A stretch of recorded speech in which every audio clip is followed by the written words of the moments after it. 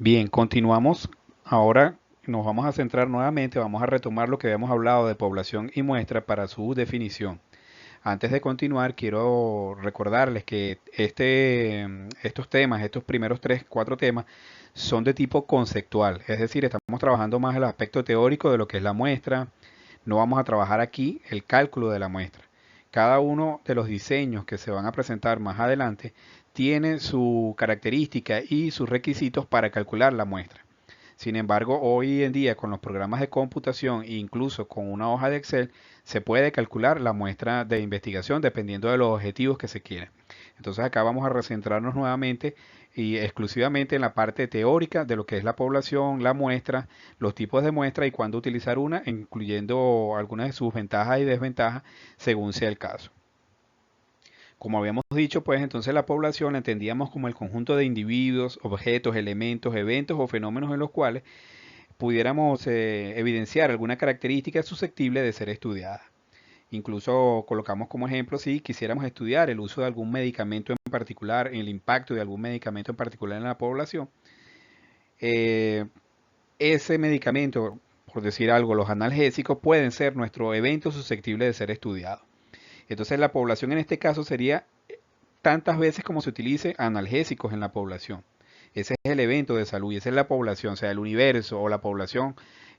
Nosotros hablamos, hacemos coincidir en este caso el universo con la población. El universo es toda la posibilidad de usos de analgésicos. Sin embargo, no pudiéramos llevarlo, o sea, no tenemos que extrapolar lo que significa universo con el universo de uso. En este caso nos estamos refiriendo a todas las posibilidades que hay de uso de ese antibiótico. Esa sería nuestra población o nuestro universo. Mientras que la muestra es un grupo pequeño de esa población, en el ejemplo nuestro es el uso de de los analgésicos, perdón, con los cuales pudiéramos trabajar. Entonces incluso podemos seleccionar un grupo, trabajar dentro de un grupo en particular, de una farmacia, de un hospital, en una comunidad, etcétera. Las unidades de análisis entonces pueden ser individuales o por conglomerado.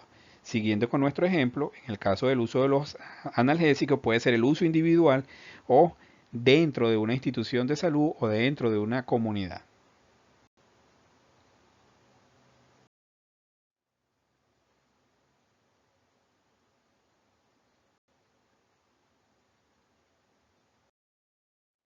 Entonces la ventaja que ofrece trabajar con una muestra es que, por supuesto, lo primero es el ahorro de tiempo, de recursos financieros y de trabajo. No solamente recursos financieros, sino también la dedicación de las personas. También permite una mayor exactitud en el estudio, ya que minimiza los errores debidos al observador, al objeto observado, al método de observación y a los instrumentos de observación. Esto es algo que es muy importante.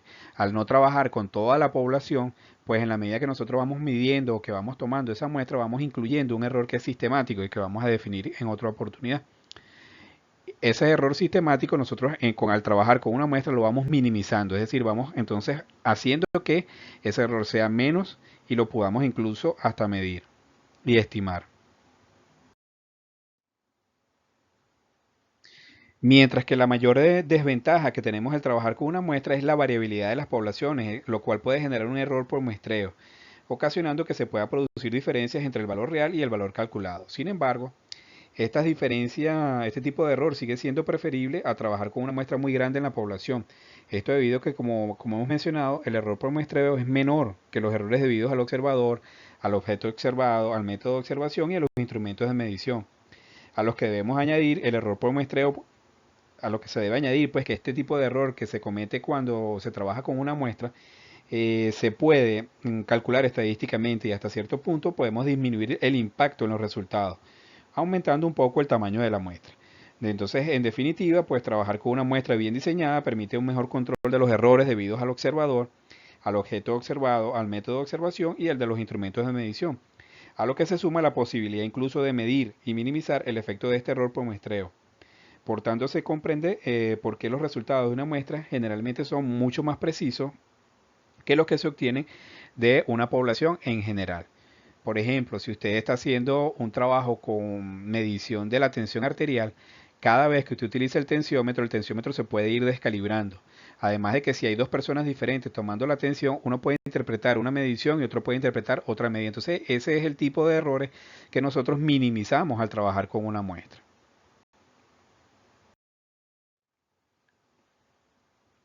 Entonces, lo que hemos señalado nos permite deducir que no todas las muestras contienen información acerca de la población de la cual proceden, es decir, no son representativas de la población. Por ello, la muestra debe ser seleccionada de forma tal que toda la información que se requiera se encuentre en ella, es decir, que sea representativa de la población. Es una de las características entonces de la muestra. Para que sea representativa, entonces es necesario que cumpla con dos condiciones o requisitos. Uno es la cantidad y otra es la calidad de la muestra. Cuando nos referimos a la cantidad de la muestra, nos estamos haciendo, o se hace referencia al número óptimo y mínimo de unidades de análisis que requerimos. Este número, este debe ser un número que no debe ser tan elevado que comprometa la investigación debido a los costos y a los recursos que se requieren, pero tampoco que sea tan pequeño que comprometa los resultados debido al error por muestreo. Mientras que para definir el número de las unidades de análisis existen fórmulas estadísticas, era lo que les hablaba anteriormente, que cada tipo de estudio tiene su fórmula para calcular, además de los requisitos que se requieren para poder calcular la muestra adecuada, en función de los objetivos de esa investigación. Mientras que cuando hacemos referencia, por otro lado, hacemos referencia a la calidad de la muestra, lo que queremos decir es que ésta refleje las características de la población de lo cual procede, difiriendo solo en la cantidad. Es decir, debemos casi que hacer como una población en miniatura, que es nuestra muestra, que tenga todas las características de ella. A este respecto es importante que señalemos que la calidad es más importante que la cantidad, independientemente del número de observaciones o unidades de análisis que se incluyan en la muestra. ¿Por qué? Porque bueno, requerimos es que represente realmente a la población. Después también tenemos otras técnicas estadísticas que nos pueden posibilitar potenciar los resultados del estudio o incluso si no los podemos hacer desde el punto de vista estadístico, ese tipo de estudio también es útil porque puede ser referencia para otro estudio más, otros estudios posteriores. Por ello, entonces la calidad siempre es más importante.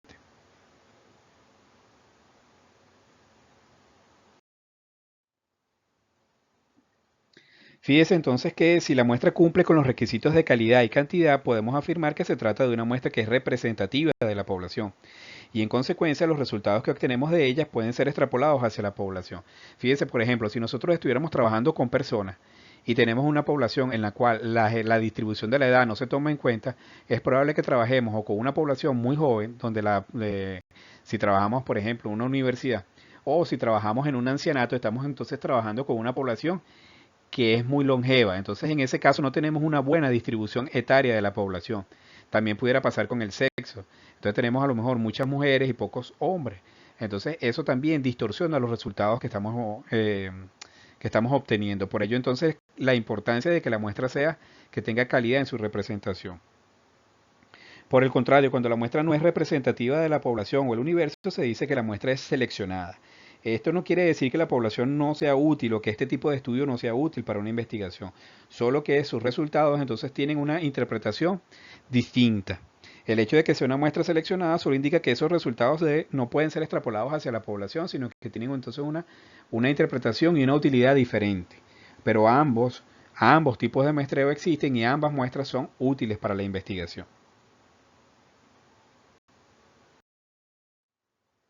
Entonces, entre los tipos de muestras que podemos encontrar tenemos las muestras probabilísticas y las muestras no probabilísticas, o lo que nosotros conocemos como muestras seleccionadas o muestras por conveniencia. Entre las muestras por conveniencia, ¿verdad? Se encuentran todas las muestras en las cuales las unidades de análisis se seleccionan en base a la opinión de un experto, por considerar que pueden ser representantes típicos de la población en su totalidad. También se seleccionan por la facilidad que estén disponibles para el investigador, ¿verdad? Están accesibles, son personas a lo mejor que están en el entorno del investigador y por eso pueden ser fácilmente disponibles para él. También son fáciles de reclutar y no contemplan ningún requisito adicional que sea representativa de la población porque el investigador ha decidido en su diseño que no sea representativa de la población. También en la investigación es bueno a lo mejor analizar muestras que representen a la población, pero en algunos casos la población es demasiado grande para evaluar y considerar a toda la población. Por ello entonces trabajamos a lo mejor con una muestra por conveniencia. Además de eso, el muestreo por conveniencia es una técnica no probabilística muy común porque es fácil de reclutar, es costo efectiva y además hay facilidad porque hay disponibilidad de la muestra. Ese es fundamentalmente el por qué se utiliza. Ejemplo, un ejemplo cotidiano es utilizar voluntarios conocidos del investigador. Entonces el investigador pudiera enviar la encuesta a sus conocidos y ellos en ese caso actuarían como la muestra para ese tipo de estudio.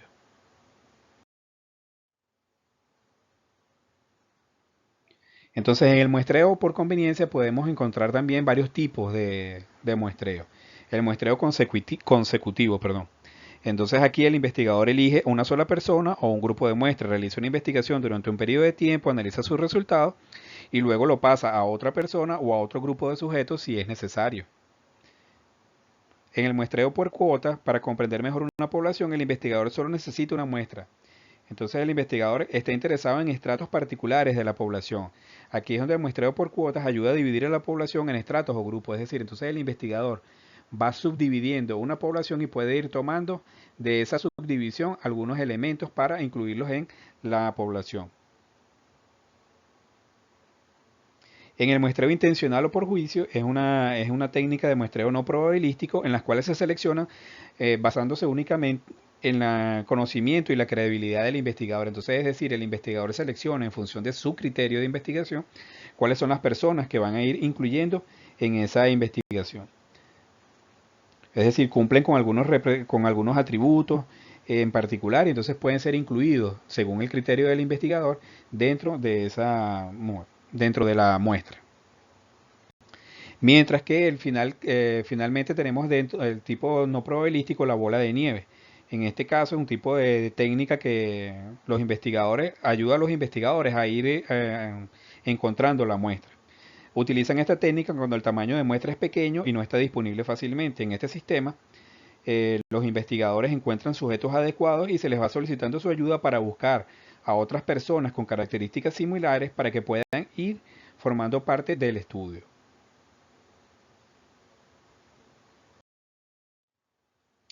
¿Cuándo usar el muestreo no probabilístico? Bueno, cuando se usa para indicar si existe un rasgo o una característica particular de la población, es decir, estamos haciendo un estudio, puede ser un estudio descriptivo. Esta técnica también es ampliamente utilizada cuando los investigadores realizan investigaciones de tipo cualitativo, investigaciones piloto o investigaciones exploratorias, es decir, cuando queremos evidenciar alguna característica dentro de la población, estamos buscando algo, por ejemplo, el consumo de algunos medicamentos. Nosotros queremos saber en una población qué es lo que está consumiendo en función de unos medicamentos. Entonces nosotros podemos hacer una encuesta para evidenciar, obtener resultados en función de lo que está, cuáles son los medicamentos más utilizados. En ese caso no es necesario a lo mejor trabajar con una población o con una muestra, perdón, una muestra probabilística. También se usa cuando los investigadores tienen un tiempo limitado o tienen limitaciones presupuestarias también. Entonces necesitan los resultados muy rápidos y no tienen los recursos suficientes para poder hacer un estudio, una muestra probabilidad. Las ventajas del muestreo por conveniencia o no probabilístico es que es un método práctico, es rápido y rentable y los participantes además por lo general están motivados a participar en este tipo de estudios, o sea, quieren responder rápido y obtener resultados muy rápidos de la encuesta.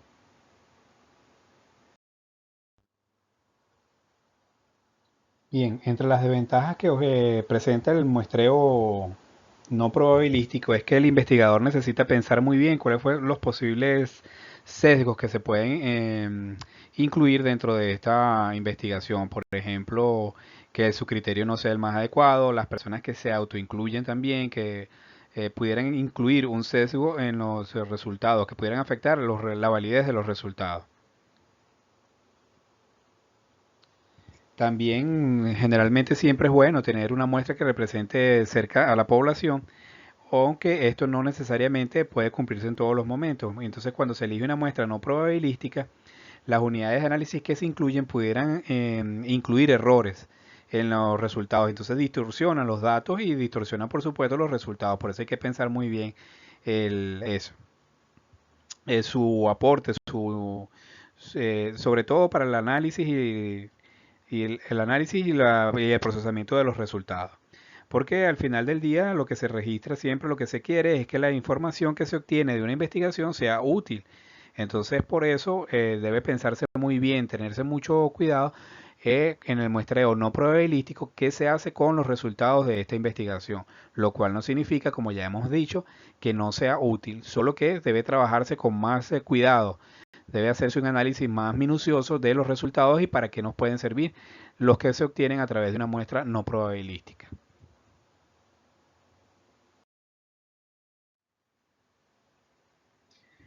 Bien, en el caso de las muestras probabilísticas, ¿verdad? Entonces, en este procedimiento, cada unidad de análisis de la población o universo tiene una probabilidad conocida de ser incluida en la muestra. Estas requieren al menos dos condiciones fundamentales. Una es la probabilidad de seleccionar a cada unidad de análisis debe ser perfectamente conocida, a objeto de facilitar el cálculo del error que se podría cometer cuando calculamos la muestra. La segunda condición es la obligatoriedad de que cada unidad de análisis se seleccione al azar, sin interferencia de otros factores que favorezcan su inclusión en detrimento de otra. Además de este método, utiliza la teoría estadística para seleccionar al azar un pequeño grupo de personas o de unidades de análisis de una población y luego predecir a través de la estadística inferencial o de la inferencia estadística, ¿verdad? Las respuestas que pudieran ser generalizables hacia la población en general, de la cual fue extraída la muestra.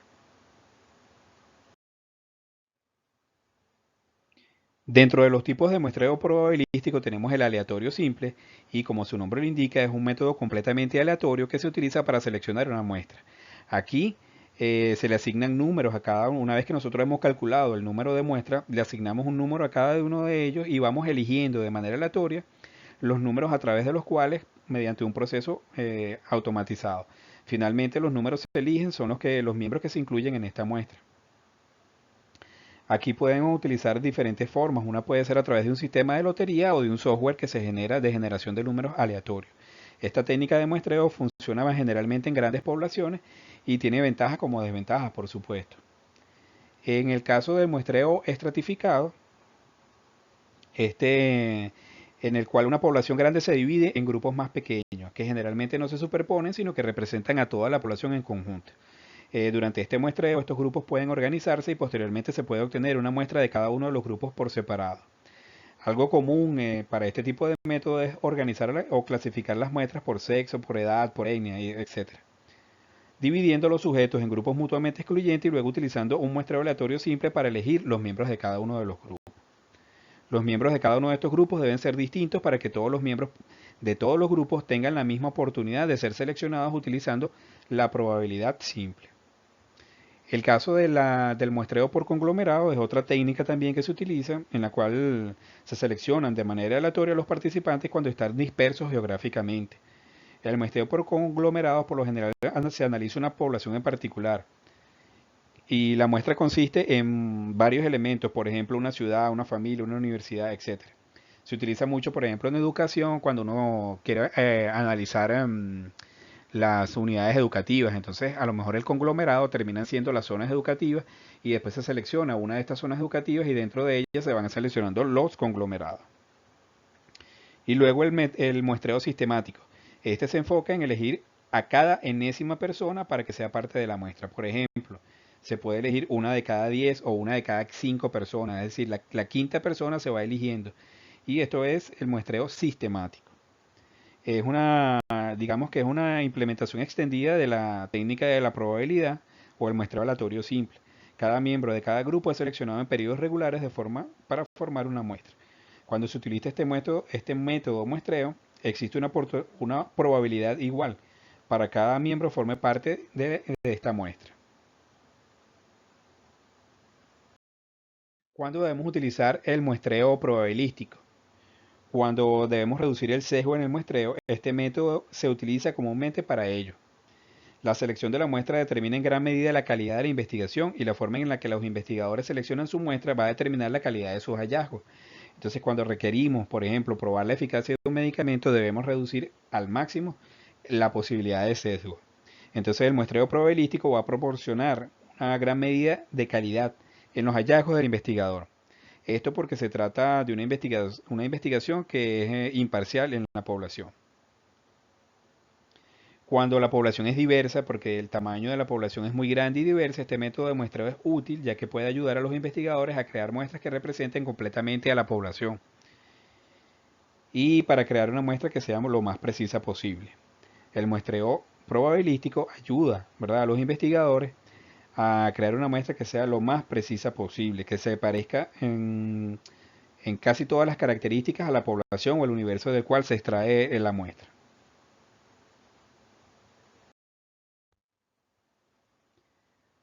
Ventajas del muestreo probabilístico. Bueno, entre las ventajas es que es rentable, es un proceso efectivo en relación al tiempo y al costo. Es fácil, ya que no implica un proceso complicado, es rápido, incluso se pudiera decir que ahorra tiempo. No es un procedimiento que requiera ningún conocimiento técnico o algún método particular muy complejo y además no es muy largo, no es muy extenso e incluso se pudiera trabajar hasta con una hoja de Excel. Eh, Hasta aquí trabajamos entonces lo que tiene que ver con la parte teórica de lo que son las muestras, los tipos de muestras, las ventajas y desventajas de los tipos de muestreo. A continuación te invito a que continúes para que revises un video que te voy a dejar en torno a las técnicas de muestreo y continuamos con nuestras actividades en la próxima sesión. Buenas tardes.